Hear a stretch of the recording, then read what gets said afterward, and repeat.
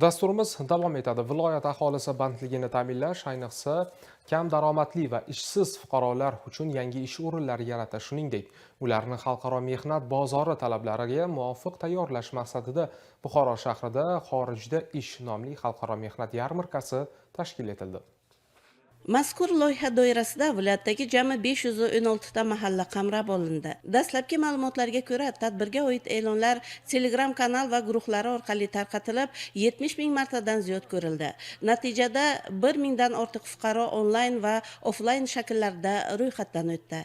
Yarmarkaning asosiy maqsadi xususiy bandlik agentliklarining viloyatdagi faoliyatini kengaytirish. Ular orqali mavjud bo'sh ish o'rinlari haqida keng jamoatchilikni xabardor qilish. Shuningdek, fuqarolarni xorijiy tillar va zamonaviy kasblarga o'qitish orqali xavfsiz, qonuniy va tartibli mehnat migratsiyasini ta'minlashdan iborat bo'ldi.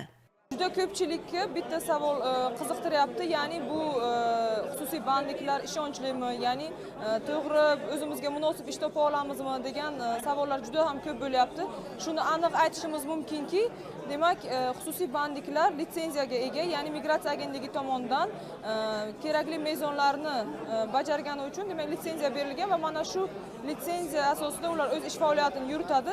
Agarda mana kamchiliklar yoki boshqa holatlar kuzatilsa, migratsiya agentligi demak tegishli tartibda litsenziyani bekor qilish huquqiga ham ega va shu asosda demak ularga bemalol demak ishonch bildirilgan va mana shu ishonch orqali demak fuqarolarimiz bemalol bugun murojaat qilib o'zlari sohalariga mos keladigan ish o'rinlariga ega bo'lishlari mumkin.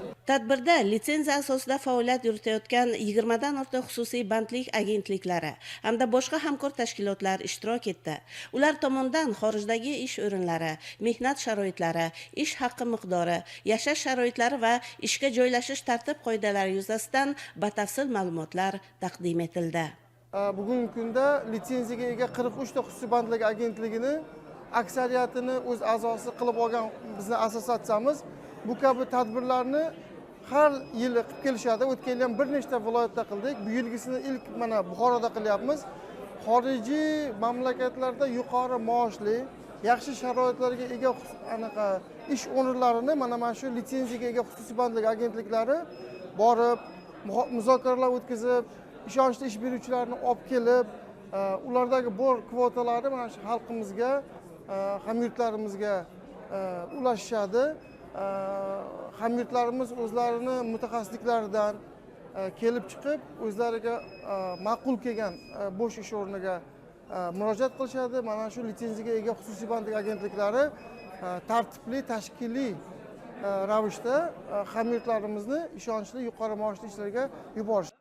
Mazkur tadbir aholining mehnat bozoridagi imkoniyatlarini kengaytirish, fuqarolarning huquqiy ongi va xabardorligini oshirish, shuningdek, xalqaro mehnat migratsiyasini tizimli va shaffof yo'lga qo'yishda muhim ahamiyat kasb etdi.